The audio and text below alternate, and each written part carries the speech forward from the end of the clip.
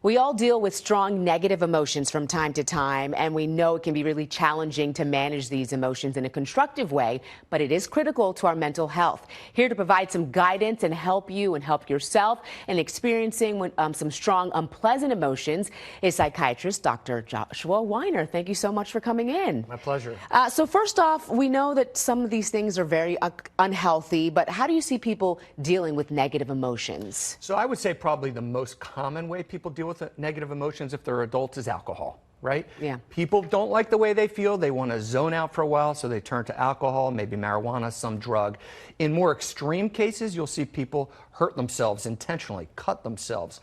But there's all kinds of ways that people are going to do things to manage these strong emotions as a way to sort of escape. They'll go gamble, they'll have random sex, they'll do something to try to have a break from it. Not healthy, obviously. Absolutely. And so in order to deal with these negative emotions in maybe a healthier way, you think it's important for people to recognize that negative emotions are avoidable?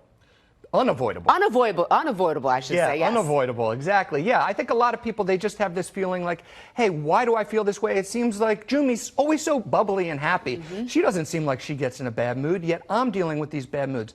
You've got to realize nobody feels good all the time, and you've got to recognize that. Not just know it intellectually, but feel it in your heart and really realize everybody's going to have times when they're struggling with strong negative emotions. You've got to recognize it, kind of ride the wave, feel it, but not necessarily have to act on it every time. Just sit with it. Yeah, I think a lot of times we all feel like it's just us. You also say it's critical for people to understand that emotions are limited. Yes, they are time limited. So when you have a really strong negative emotion and you're about to do something to act on it, you're going to pop open that bottle of wine or go to the casino and go gamble. What we know is that if you can wait a half hour, just a half hour before acting on that impulsive desire, the likelihood of that emotion calming down to the point where you're better able to make choices and handle it go up dramatically. It's really unbelievable. I've even had patients who are people that cut themselves when they have these insanely strong emotions they can't manage.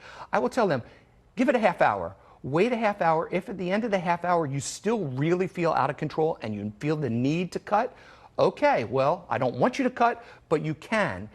But you'd be surprised. The vast majority of the time, just waiting that half hour, the emotion sort of subsides, it becomes more manageable, and they can engage in a more healthy coping mechanism. Yeah, and I know we're running out of time, but you also say we should exercise self-compassion with ourselves. So this is interesting, too. We always are our own worst critics. We talk the most negatively to ourselves. There was a study that found if you speak to yourself as if you're speaking to somebody else, you're going to be kinder to yourself. So instead of saying to yourself, I'm such a jerk, or I was such a fool, it's a lot easier, or not easier, it's healthier to try to say, Josh, you're such a fool. Josh, you're such a jerk.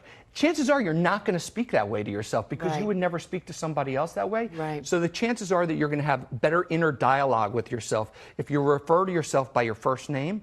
Kind of little trick that seems to help a little bit. All right, Dr. Weiner, thank you. Great advice as always.